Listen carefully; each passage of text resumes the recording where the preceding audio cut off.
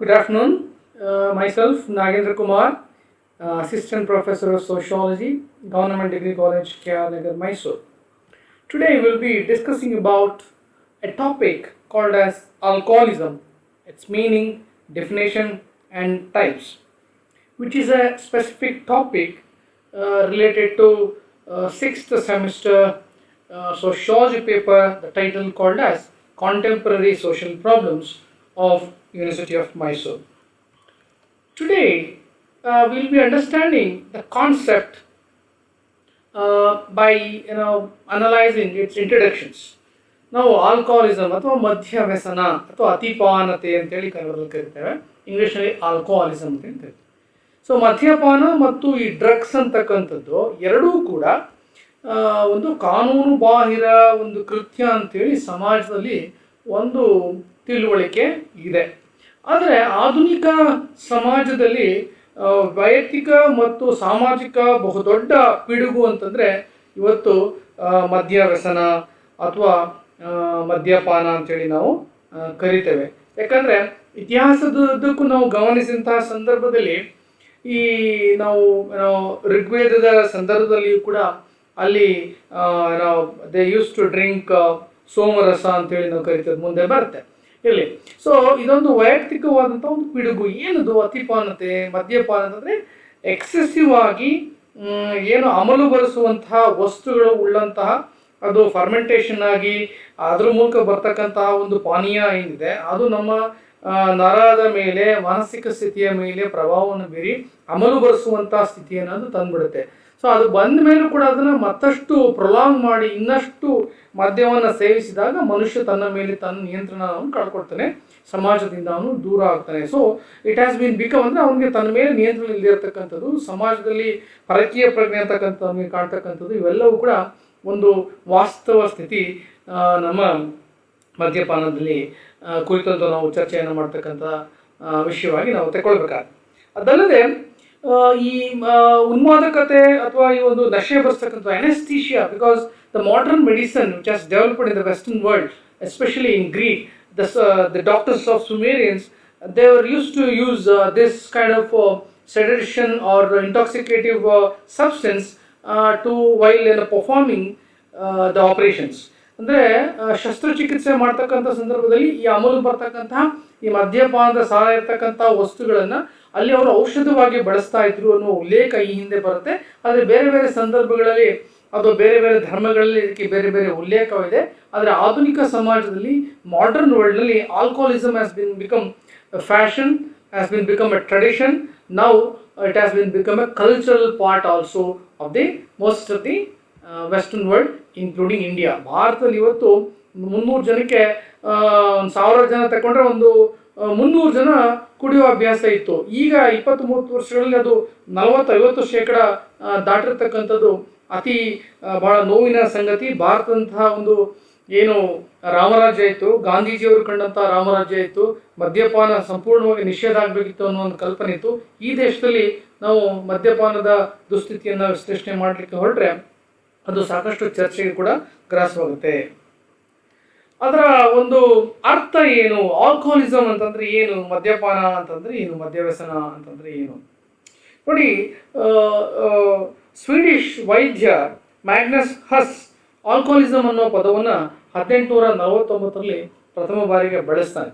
Use the term alcoholism in the year 1849. Whatever it is nothing but the most severe form of alcohol abuse and involves the inability to manage drinking habit. ಅಂದರೆ ಯಾರಿಗೆ ಆ ಮದ್ಯವನ್ನು ಕುಡಿಯುವ ಹವ್ಯಾಸ ಇದೆ ಅವನು ಏನು ಮಾಡ್ತಾನೆ ಅವನು ಅಂತಂದರೆ ಆ ಡ್ರಿಂಕಿಂಗ್ ಹ್ಯಾಬಿಟ್ ಆಗಿರೋದನ್ನ ಅವನು ತನ್ನ ನಿಯಂತ್ರಣದಲ್ಲಿ ಇಟ್ಕೊಳ್ಳೋಕ್ಕೆ ಇಲ್ಲದೇ ಇರತಕ್ಕಂಥ ಪರಿಸ್ಥಿತಿಯ ಮದ್ಯ ವ್ಯಸನ. It is also commonly refer to as an alcohol use disorder. ಅಂದರೆ ಅದು ಕ್ರಮ ಇಲ್ಲದೆ ಇರತಕ್ಕಂಥದ್ದು, which can be organised into 3 categories. 3 ರೀತಿಯಲ್ಲಿ ನಾವು ಅದನ್ನು ವಿಶ್ಲೇಷಣೆಯನ್ನು ಸಾಮಾನ್ಯವಾಗಿ ಕೊಡ್ಬೋದು. ಒಂದು ಮೈಲ್ಡ್, ಒಂದು ಮಾಡರೇಟ್, ಮತ್ತೊಂದು ಸಿವಿಯರ್. ಮೈಲ್ಡ್ ಅಂದರೆ ಒಂದು ಸ್ವಲ್ಪ ಪ್ರಮಾಣದಲ್ಲಿ ತೆಗೆದುಕೊಳ್ತಕ್ಕಂಥ ಜನ ಇದ್ದಾರೆ. ಮಾಡರೇಟ್ ಅಂದರೆ ತುಂಬ ಜಾಸ್ತಿ ಇರೋಲ್ಲ, ತುಂಬ ಕಡಿಮೆ ಇರೋಲ್ಲ. ಇನ್ನೊಂದು ಸಿವಿಯರ್. ಸೊ ಅಂದರೆ ಸಿವಿಯರ್ ಅಂದರೆ ಬೆಳಗ್ಗಿನಿಂದ ಶುರು ಮಾಡಿದ್ರೆ ಸಂಜೆ ತನಕ ಕುಡದೇ ತಮ್ಮ ಜೀವನವನ್ನು ಮಾಡ್ತಕ್ಕಂಥದ್ದು. ಅಂದರೆ ತುಂಬ ಅವರು ಅದಕ್ಕೆ ದಾಸರಾಗಿರ್ತಕ್ಕಂಥದ್ದು ಅಂಥೇಳಿ ನಾವು ಕರಿತೀವಿ. ನಾವು ಹೆಬಿಚುವಲ್ ಡ್ರಿಂಕರ್ಸ್ ಅಂತೇಳಿ ಕೂಡ ಕರಿತೇವೆ. So it is both personal and social problem. So ನಾವು ವಿ ಕ್ಯಾನ್ ಸೇ ದಟ್ ಈ ಒಂದು ಸಮಸ್ಯೆ ಅಂತಕ್ಕಂಥದ್ದು ಭಾರತವನ್ನು ಒಳಗೊಂಡಂತೆ ವಿದೇಶದಲ್ಲಿಯೂ ಕೂಡ ಇವತ್ತೇನಾಗಿದೆ ಅಂತಂದರೆ ಏನೋ ಕೇವಲ ಸ್ನೇಹಿತರಿಗಾಗಿ ಅಥವಾ ಮೋಜು ಮಸ್ತಿಗಾಗಿ ಪ್ರಾರಂಭವಾದಂತಹ ಒಂದು ಈ ಮದ್ಯವ್ಯಸನ ಮದ್ಯಪಾನ ಅಂತಕ್ಕಂಥ ಇವತ್ತೇನಾಗಿದ್ರೆ ಆರೋಗ್ಯವನ್ನು ಹಾಳು ಮಾಡಿಕೊಳ್ಳುವ ಮಟ್ಟಕ್ಕೆ, ಕೊನೆಗೆ ಪ್ರಾಣವನ್ನು ಕಳೆದುಕೊಳ್ಳುವ ಮಟ್ಟಕ್ಕೆ ಇದರ ಚಟಕ್ಕೆ ಬಲಿಯಾದಂತಹ ಜನವನ್ನು ನಾವು ನೋಡ್ತೀವಿ. ವಿಶೇಷವಾಗಿ ಈ ಹಿಪ್ಪಿ ಸಂಸ್ಕೃತಿ ಏನು ಅಮೆರಿಕಾದಿಂದ ಭಾರತಕ್ಕೆ ಬಂತು ಅಥವಾ ವಿಶ್ವಾದ್ಯಂತ ಪ್ರಸರಣ ಆಯಿತು, ಅಲ್ಲಿ ಕೂಡ ಇದರ ಹೆಚ್ಚು ಬಳಕೆ ಇದೆ. ಮತ್ತು ಭಾರತದಲ್ಲಿ ಯುವ ಜನಾಂಗ ಇವತ್ತು ಇದಕ್ಕೆ ಹೆಚ್ಚಿನ ಒಂದು ಪ್ರಭಾವಕ್ಕೆ ಒಳಗಾಗಿದ್ದಾರೆ ಅನ್ನೋದು ಕೂಡ ಬಹಳ ನೋವಿನ ಸಂಗತಿ. ಅದರ ಇತಿಹಾಸವನ್ನು ನಾವು ಈಗಾಗಲೇ ನಾನು ಹೇಳಿದೆ ನಿಮಗೆ, the history of use of alcohol it is from the ancient time also. ಅದನ್ನು ಹೇಗೆ ಮಾಡ್ತಾ ಇದ್ರು ಅಂತಂದರೆ ಈ ಹಣ್ಣುಗಳನ್ನು ಮತ್ತು ಹರ್ಬ್ಸ್ಗಳನ್ನು ಬಳಸಿ ಮತ್ತು ಗಿಡ ಮರಗಳನ್ನು ಬಳಸಿ ಎಲೆಗಳನ್ನು ಬಳಸಿ ಅದರ ಫರ್ಮೆಂಟೇಷನ್ ಮಾಡಿ ಅದರ ಮೂಲಕವಾಗಿ ಏನು ಇದು ಪ್ರಾರಂಭವಾಗುತ್ತೆ, ಆ ಫರ್ಮೆಂಟೇಷನ್ ಮಾಡಿಸಿ ಅದರಿಂದ ಬರ್ತಕ್ಕಂಥ ನಾವು ಒಂದು ಎಂಡ್ ಪ್ರಾಡಕ್ಟ್ ಆಗಿ ನಾವು ಇವತ್ತು ಈ ಆಲ್ಕೋಹಾಲನ್ನು ನಾವು ನೋಡ್ತಾ ಇದ್ದೇವೆ. So nowadays it has been become they have started using combinations of chemicals which resulted in the brand called what we call as whiskey, brandy, rum, gin, wine, beer, etc. ಇಷ್ಟು ಇವಾಗ ಆಧುನಿಕ ಜಗತ್ತಿನಲ್ಲಿ ನಾವು ಅದನ್ನು ನೋಡ್ತೇವೆ. So on the other hand, few people says that consumption of alcohol is not a biggest issue or a illegal activity, but ಅದು intoxication ಜಾಸ್ತಿ ಆದಾಗ ಅದು ಮಾಡುವ ಪರಿಣಾಮ ಇದೆಯಲ್ಲ ಅದು ದೊಡ್ಡ ಸಮಸ್ಯೆ ಅಂತೇಳಿ ಕೆಲವರು ಹೇಳ್ತಾರೆ. ಅದರ ವ್ಯಾಖ್ಯೆಗಳನ್ನು ನಾವು ಅರ್ಥ ಮಾಡಲಿಕ್ಕೆ ಹೊರಟ್ರೆ, ಅಕಾರ್ಡಿಂಗ್ ಟು ಜಾನ್ಸನ್ ಈ says alcoholism is A condition is which the individual as last control over is alcoholic intake. ಅಂದರೆ ತಾನು ತೆಗೆದುಕೊಳ್ಳುವ ಮದ್ಯದ ಮಿತಿಯನ್ನು ಮೀರಿರ್ತಕ್ಕಂಥ ಸ್ಥಿತಿ. In that he is constantly unable to refrain from drinking once he begins. ಅಂದರೆ ತಾನು ಎಲ್ಲಿಂದ ಪ್ರಾರಂಭ ಮಾಡಿದ್ದೆ ಅನ್ನೋದೇ ಅವನಿಗೆ ನೆನಪಿರೋದಿಲ್ಲ ಅಂಥ ಒಂದು ಪರಿಸ್ಥಿತಿ. And another one important definitions we can quote here. Pimble says an alcoholic is one whose drinking interferes frequently or continuously with any life adjustment and interpersonal relations. ಅಂದರೆ ತನ್ನ ಬದುಕಿನ ಸಂದರ್ಭದಲ್ಲಿ ತಾನು ಯಾವಾಗ ಮದ್ಯಕ್ಕೆ ವ್ಯಸನಾಗ್ತಾನೋ ಅವನು ತನ್ನ ಜೀವನದೊಂದಿಗೆ ಹೊಂದಾಣಿಕೆಯನ್ನು ಮಾಡ್ಕೊಳ್ಳೋದು ಕಷ್ಟ ಆಗ್ತದೆ, ಮತ್ತು ಅಂತರ್ ಸಂಬಂಧವನ್ನು ಕಾಪಾಡಿಕೊಳ್ಳುವಲ್ಲಿ, ಬೇರೆ ಸಮಾಜದೊಂದಿಗೆ ಇರ್ತಕ್ಕಂಥ ಸಂಬಂಧವನ್ನು ಕಾಪಾಡಿಕೊಳ್ಳುವಲ್ಲಿ ಅವನು ವಿಫಲವಾಗುವ ಸ್ಥಿತಿಯೇ ಒಂದು ಮದ್ಯಪಾನದ ಸ್ಥಿತಿ ಅಂತೇಳಿ ಕರೀತಾರೆ. ಈಗ ಅದರ ಗುಣಲಕ್ಷಣಗಳು ಏನಾಗಾದ್ರೆ, characteristics of alcoholism. So an alcoholic person has dependence of alcohol and become addiction or addicted for it. ಅಂದರೆ ಒಬ್ಬ ವ್ಯಕ್ತಿ ಅಥವಾ he or she ಯಾರಾದರೂ ಸರಿ ಅವ್ರೇನು ಮಾಡ್ತಾರೆ ಅಂದರೆ ಈ ಮದ್ಯವನ್ನು ಅವರು ಸೇವನೆಯನ್ನು ಮಾಡ್ತಕ್ಕಂಥದ್ದು ಪ್ರಾರಂಭ ಆದಮೇಲೆ ಅದರ ಮೇಲೆಯೇ ಅವಲಂಬನವಾಗಿ ಬದುಕುವ ಸ್ಥಿತಿ, ಅದು ಆಲ್ಕೋಹಾಲಿಸಮ್ನ ಒಂದು ಪ್ರಮುಖ ಲಕ್ಷಣ. ಮತ್ತು ಅದು ಚಟವಾಗಿ ಪರಿಣಮಿಸೋದು, ಅದು ಇಲ್ಲದೆ ತಾನು ಬದುಕೋದೇ ಇಲ್ಲ. ನಿತ್ಯವೂ ಆ ಬೇಕನಿಸಿದಾಗ ಅದನ್ನು ತೆಗೆದುಕೊಳ್ಳುವ ಅಥವಾ ಅದನ್ನು ಪಾನೀಯವನ್ನು ಒಡಿಕಾಲ್ಡ್ ಆಸ್ ಬ್ರಿವರೇಜಸ್ ಅದನ್ನು ನಾವು ತೆಗೆದುಕೊಳ್ಳೋದು ನಮಗೆ it has been become habit, and these days we can see habitual drinkers also.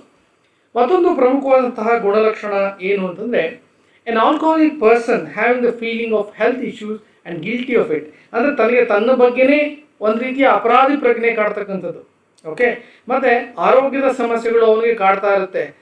ಅದು ಅವನು ಒಬ್ಬ ಯಾವ ವ್ಯಕ್ತಿ ಇರ್ತಾನೆ ಅವನ ಚಿಂತನೆ ಏನಾಗಿರುತ್ತೆ, ಅವ್ನಿಗೆ ಗೊತ್ತಾಗ್ಬಿಡುತ್ತೆ ನನ್ನ ಆರೋಗ್ಯದಲ್ಲಿ ವ್ಯತ್ಯಾಸ ಆಗಿದೆ ಮತ್ತು ನನಗೇನೋ ತೊಂದರೆ ಆಗ್ತಾ ಇದೆ ಅನ್ನೋದು ಕೂಡ ಒಬ್ಬ ಆಲ್ಕೋಹಾಲಿಕ್ ಪರ್ಸನ್ ನಾವು ನೋಡಿದಾಗ ಗೊತ್ತಾಗ್ಬಿಡುತ್ತೆ.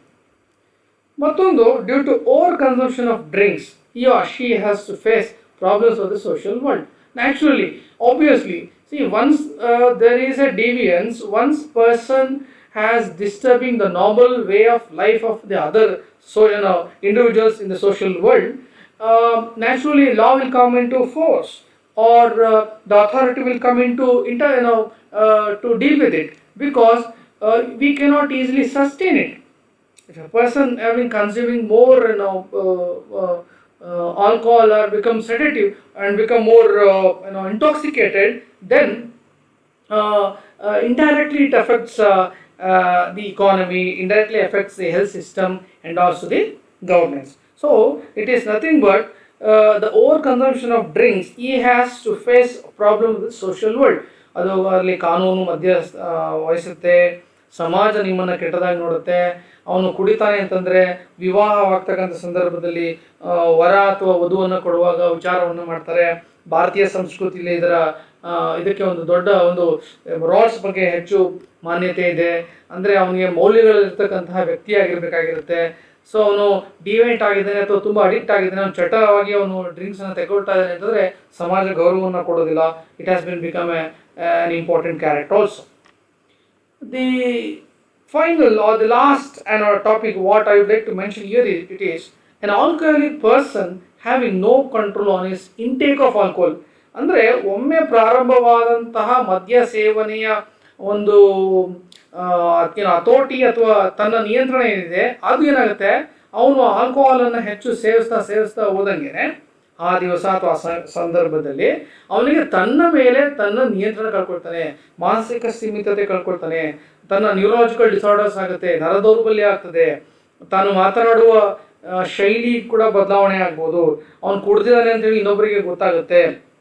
ಸೊ ಹಾಗಾಗಿ ಯಾರು ಕುಡ್ದಿದ್ದಾರೋ ಅಥವಾ ಅವನು ಆಲ್ಕೋಹಾಲಿಕ್ ಕನ್ಸಂಪ್ಷನ್ ಮಾಡಿದಾರೋ ಅಂತ ಗೊತ್ತಾಗುತ್ತೋ ಆವಾಗ ಸಹಜವಾಗಿ ಅವರನ್ನು ದೂರದಿಂದ ನೋಡ್ತಕ್ಕಂಥ ವ್ಯವಸ್ಥೆ ನಮಗಿದೆ.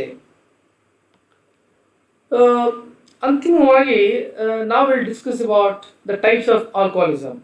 ಸೊ ಮದ್ಯವ್ಯಸನ ಅತಿಪಾನತೆಯ ಒಂದು ವಿಧಗಳೇನು ಅಂಥೇಳಿ ಹೇಳಲಿಕ್ಕೆ ಹೊರಟ್ರೆ, ಮೊದಲನೇದು ಮಾಡರೇಟ್ ಡ್ರಿಂಕರ್ಸ್. ಮಾಡರೇಟ್ ಅಂದರೆ they know that they are consuming the drinks or beverages like beer, whiskey, whatever it is, brandy, whatever it is.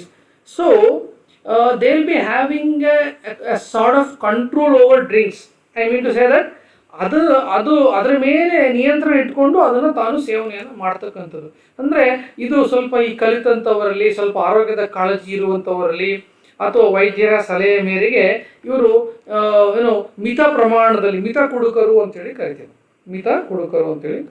So ಈ ಥರದ್ದೊಂದು ಸ್ಪಷ್ಟವಾದ ಅಂದರೆ definitely consumption of alcohol R any drugs which is which affects the total health of an individual, no doubt in it.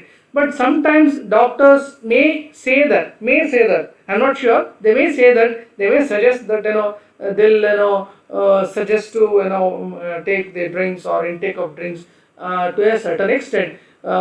ಕೆಲವು ನಿದ್ದೆ ಬರ್ತಾ ಇರಲ್ಲ, ಮತ್ತು age ಆಗಿದೆ, ಮತ್ತು ಸಮ್ಟೈಮ್ಸ್ ಅದ್ರಲ್ಲಿ ಇರುವ ಸ್ಪಿರಿಟ್ ಸ್ವಲ್ಪ ಆರೋಗ್ಯಕ್ಕೆ ಒಳ್ಳೆಯದು ಅಂತ ಕೂಡ ಕೆಲವರು ಹೇಳ್ತಾರೆ. We never know, science has got its own course of discussion whatever it is. So ಎರಡನೇದು ಏನಂದ್ರೆ ರೇರ್ ಡ್ರಿಂಕರ್ಸ್, ಅಪರೂಪದ ಕುಡುಕರು ಅಂತೇಳಿ ಕರಿತೀವಿ. Rare drinkers means occasion 2 months 3 months ಅಂದರೆ ಒಂದು ವರ್ಷಕ್ಕೆ ಒಂದು 3 ಸತಿ 4 ಸತಿ ವೆರಿ ರೇರ್ ಅಕೇಶನ್ಸ್, ಅಥವಾ ಬರ್ಡೇನೋ ಅಥವಾ ಅವ್ರ ಆ್ಯನಿವರ್ಸರಿನೋ ಅಥವಾ ಪಾರ್ಟಿನೋ ಅಥವಾ ಸಮ್ ಅಕೇಶನ್ಸ್ ಅವರಲ್ಲಿ ಅಫಿಷಿಯಲ್ ಟ್ರಿಪ್ ಇರುವ ಸಂದರ್ಭಗಳಲ್ಲಿ ಬಹಳ ಮಿತ ಪ್ರಮಾಣದಲ್ಲಿ ತಾವು ನಿರೀಕ್ಷೆ ಮಾಡಿದ ಅಂದರೆ ಕುಡಿಬೇಕಲ್ಲ ಅಂಥೇಳಿ, ಅಂದರೆ in order to give company they may intake these kind of drinks. They are called as rare drinkers. Rare means occasionally, sometimes, not frequently ಅನ್ನೋ ಅರ್ಥದಲ್ಲಿ. ಅಂದರೆ ಯಾವುದು ದಿನ ಕುಡಿಯಲ್ಲ ಅವರು, ಮತ್ತು ಅವಾಗವಾಗಲೂ ಕುಡಿಯಲ್ಲ ಅವರು, ಹೆಚ್ಚು ಕುಡಿಯಲ್ಲ ಅವರು, ಅಂದ್ರೆ ಸ್ವಲ್ಪ ಕುಡಿತಾರೆ, ಸ್ವಲ್ಪ ಮಾಡಿ ತಗೊಳ್ತಾರೆ ಅಂತೇಳಿ. ಇನ್ನೊಂದು ಇನ್ಫ್ರೀಕ್ವೆಂಟ್ ಡ್ರಿಂಕರ್ಸ್. ಇದೊಂಥರ ಹೆಂಗೆ ಅಂತಂದರೆ they new about the drinking culture. ಅವರಿಗೆ ಎಲ್ಲ ಸಂಸ್ಕೃತಿ ಗೊತ್ತಿದೆ ಅವರಿಗೆ. ಇವ್ರು ಹೆಂಗೆ ಅಂದರೆ 6 ತಿಂಗಳು 1 ವರ್ಷಕ್ಕೆ ಒಂದು ಸಾರಿ ಅವತ್ತು ಒಕೇಶನಲ್ಲಿ ತುಂಬ ಗ್ಯಾಪ್ ಕೊಟ್ಟು ಅವರು ಒಂದು ಫಂಕ್ಷನ್ ಇರುತ್ತೆ ಆ ಸಂದರ್ಭಗಳಲ್ಲಿ ಇವರು ಭಾಗವಹಿಸ್ತಾರೆ. ಅಲ್ಲಿ ಅವರು ಎಲ್ಲ ರೀತಿಯಲ್ಲೂ ಕೂಡ ಅವರು ಮದ್ಯವನ್ನು ತೆಕ್ಕೊಳ್ತಾರೆ. ಆದರೆ ಅವರು ಎಂದಿಗೂ ಕೂಡ ಅವರು ಹತೋಟಿಯನ್ನು ಮೀರೋದಿಲ್ಲ, ಮತ್ತು ಅವರಲ್ಲಿ ಯಾವ ಮಾತುಕತೆಯಲ್ಲಿ ವ್ಯತ್ಯಾಸ ಇರೋದಿಲ್ಲ, ಅವರು ದೇಹದ ಸ್ಥಿಮಿತತೆಯನ್ನು ಕಳ್ಕೊಳ್ಳೋದಿಲ್ಲ, ಮತ್ತು ಅವರಿಗೆ ಸಾಮಾಜಿಕ ಪ್ರಜ್ಞೆ ಕೂಡ ಅವರಿಗೆ ಹೆಚ್ಚಾಗಿ ಇರ್ತದೆ. ಸೊ ಇದೆಲ್ಲವೂ ಕೂಡ ಅವ್ರಿಗೆ ಒಂದು ಸೀಮಿತವಾದಂಥ ಕಂಟ್ರೋಲ್ಡ್ ಮ್ಯಾನರ್ ಇರುವಂತಹ ಬಿಹೇವಿಯರ್ ಇರುವಂತಹ ಒಂದು ಹ್ಯಾಬಿಟನ್ನು ಅವರು ಕಲ್ಟಿವೇಟ್ ಮಾಡ್ಕೊಂಡಿರ್ತಾರೆ. ಅವ್ರನ್ನ ನಾವು ಇನ್ಫ್ರೀಕ್ವೆಂಟ್ ಅಂದರೆ ಯಾವಾಗಲೂ ಕುಡಿತಕ್ಕಂಥವ್ರು ಅಥವಾ ಕೆಲವು ಸಂದರ್ಭಗಳಲ್ಲಿ ಕುಡಿತಕ್ಕಂಥವ್ರು ಅಂತ ಹೇಳ್ಕೊಂಡು ಕರೀತಾರೆ. ಮತ್ತೊಂದು ಲೈಟ್ ಡ್ರಿಂಕರ್ಸ್. ಅಂದರೆ ಏನು ಅಂತಂದರೆ due to their age, due to their capacity of sustainability, ಅವ್ರಿಗೆ ಶಕ್ತಿ ಇರ್ತಕ್ಕಂಥದಕ್ಕಿಂತ ಇನ್ನೂ ಕಡಿಮೆ ಪ್ರಮಾಣದಲ್ಲಿ ಬಹುಶಃ ಅವರಿಗೆ ಈಗ ಮೆಷರ್ಮೆಂಟ್ಸ್ ಎಲ್ಲ ಬಂದಿದೆ, ಈಗ ನನಗೆ ಗೊತ್ತಿಲ್ಲ ಅದೇನು ಅಂತ ಹೇಳ್ಬಿಟ್ಟು ಅಂತ. ಸೊ ಆದರೆ ಇವತ್ತೇನಾಗಿದೆ ಸಿನಿಮಾಗಳಲ್ಲಿ ಮತ್ತೊಂದು ಕಡೆ ಎಲ್ಲ ನಾವು ತುಂಬ ಮಾತಾಡೋದನ್ನು ನಾವು ನೋಡಿದ್ದೇವೆ. ಸೊ ಇವರು they talk about 90s, they talk about pecs, so what ever it is. ಇಲ್ಲಿ ಏನಾಗುತ್ತೆ ಅಂದರೆ ಲೈಟ್ ಡ್ರಿಂಕರ್ಸ್ ಅಂತಂದರೆ ಕುಡಿಯುವ ಪ್ರಮಾಣದಲ್ಲಿ ತುಂಬ ಕಡಿಮೆ ತೆಗೆದುಕೊಳ್ಳುವವರು ಅಂಥೇಳಿ. ಅಂದರೆ ಈಗ ಬಹುಶಃ ಒಂದು ಅವರ ಕೆಪಾಸಿಟಿಗೆ ಒಂದು ಏನೋ ವಿಸ್ಕಿನ ಬ್ರ್ಯಾಂಡಿನ ಒಂದು ಪ್ರಮಾಣದ ಗ್ಲಾಸ್ ಆಫ್ ವೈನ್ ಅಥವಾ ಏನೋ ತಗೊಂಡ್ರೆ ಅವರಿಗೆ ತೊಂದರೆ ಆಗಲ್ಲ ಅಂತ ಗೊತ್ತಿರುತ್ತಲ್ಲ, ಅವರು ಅದನ್ನು ಇನ್ನೂ ಕಡಿಮೆ ತೆಗೆದುಕೊಳ್ತಕ್ಕಂಥದ್ದು. They are called as light drinkers. ಇನ್ನೂ ಒಬ್ರು ಇದ್ದಾರೆ, the last one, they are called as problem drinkers. I mean to say they drink to create problems sometimes. Problem in the sense they may abuse their neighbors once the intoxication is more. ಅಮಲು ಜಾಸ್ತಿ ಇದ್ದಂಥ ಸಂದರ್ಭದಲ್ಲಿ, ಉನ್ಮಾದಕತೆ ಜಾಸ್ತಿ ಇದ್ದಂಥ ಸಂದರ್ಭದಲ್ಲಿ ಆಮೇಲೆ they may come to have a quarrel with their friends or relatives, or they may become they may lie down on the street. So it has become a big problem for the local authorities or corporations or local bodies to take care of him, or police system. They may sometimes if they fall on the street, they'll take such drinkers to the hospitals and treat them. So such incidents has happened. Sometimes these problem drinkers may take the vehicle rash driving and resulted in accidents, or they may cause some problem for other traffic issues. So they are called as problem drinkers. ಅಂದರೆ ಅವರು ಸಮಸ್ಯೆಗಳನ್ನೇ ಸೃಷ್ಟಿಸುವಂತಹ ಒಂದು ವ್ಯಸನಿಗಳು, ಮದ್ಯ ವ್ಯಸನಿಗಳು ಅಂತೇಳಿ ನಾವು ಕರಿತೇವೆ. So ಸಮಸ್ಯೆಗಳು ತುಂಬ create ಆಗುತ್ತೆ. ಸೊ ಇಷ್ಟು ವಿಷಯಗಳನ್ನು ನಾವಿಲ್ಲಿ ಚರ್ಚೆಯನ್ನು ಮಾಡಿ ಇನ್ನು ಮುಂದೆ ಮದ್ಯಪಾನದ ಕಾರಣಗಳೇನು, ಅದರ ಪರಿಣಾಮಗಳು ಏನಾಗುತ್ತೆ ಅಂಥೇಳಿ ಮುಂದಿನ ಕ್ಲಾಸ್ಗಳಲ್ಲಿ ನಾವು ಚರ್ಚೆಯನ್ನು ಮಾಡೋಣ. ಎಲ್ರಿಗೂ ಕೂಡ ಧನ್ಯವಾದಗಳು. Thank you one and all.